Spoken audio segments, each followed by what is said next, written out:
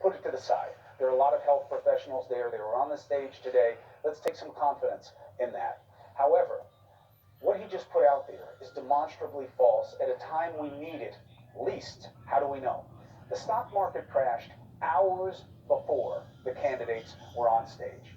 The reason the markets crashed has been explained again and again by analysts and traders as what? Uncertainty. Uncertainty fueled by what? Fear. Fear driven by what? Not understanding the extent of where this virus will go and how it will impact health and economic situations. It's common sense. Why play politics? Let's bring in Republican Congressman from North Carolina, Mark Walker. It's good to see you again, sir. We both will share we will both share the good news that the federal government has a plan, has a team, has money being allocated. We can argue about whether it's not enough. There can always be more money. That argument's good to have too. That's all fine. My problem is, why inject politics into this? Why talk about Democrats on the stage when it had no connection to what happened? Why do that now? Yeah, I believe the president was responding specifically to a question was asked, and if you want to talk about interjecting politics, and I agree with you, one of the statements you made, pandemic is about preparation.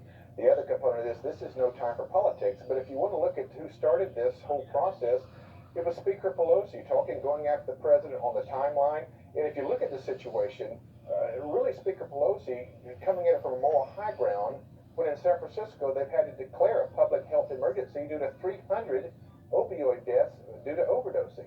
This is not a time for politics. I do agree with you. This is a time to focus. Listen, I'm ranking member on Homeland Security, Intelligence, and Counterterrorism.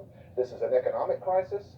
It's a security crisis. But most importantly right now, where our focus needs to be, it's a humanitarian and healthcare crisis. Yeah, I hear you on that, but I mean, let's just keep apples to apples here. The reason California is declaring emergencies right now is because they want to release funds to deal with the people who are going to be coming in off their coast and the cases that they have, and now this new case they have that they can't track down. This isn't about opioids. We have plenty of problems in this country. I'm just saying, look, even what you did there, he's okay to play politics because Pelosi started it. At what point does our president become the main point of accountability?